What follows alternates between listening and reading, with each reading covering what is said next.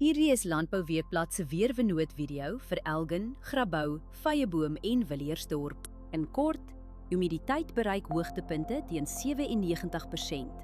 Risiko vir swamdruk is hoog. Hier is die besonderhede. Sedert Januarie het ons 245 mm reën gehad, 53% meer as die 5-jaar gemiddelde. Teenoor verlede jaar het ons 102% meer reën gekry. Die laagste temperatuur wat voorspel word is 12,6 grade. Die hoogste is 19,9 grade. Die dag tot nagwisseling bly stabiel, sowat 7 grade. Net 0,6 mm reën word die week verwag.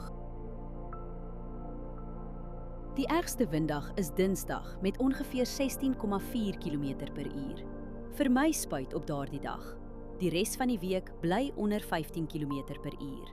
Let op, windrigting, windvlae, temperatuur, humiditeit en delta T voor jy spuit. Verdamping is die hele week onder 2 mm.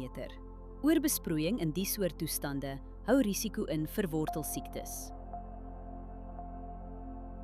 Humiditeit is meestal hoog en blaarnatheid gaan Dinsdag matig wees. Dis is die kans vir swamdruk sterk. Onder die toestande kan swaminfeksies vinnig versprei op vatbare blokke. As jy een ding doen, oorweeg dit om voorkomende swamdoder vir die eerste droë, kalm oggend te skeduleer. Hierdie weerinligting is gebaseer op werklike data vanaf meteostasies. Die data word deur TerraClim skoongemaak en geverifieer. KI-interpretasies word deur grondwaarheidsdata onderlê, aangedryf deur Villa Crop Protection.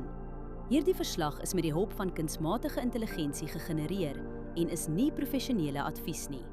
Ga na weather.villacrop.co.za en kies die weerverslag vir jou streek.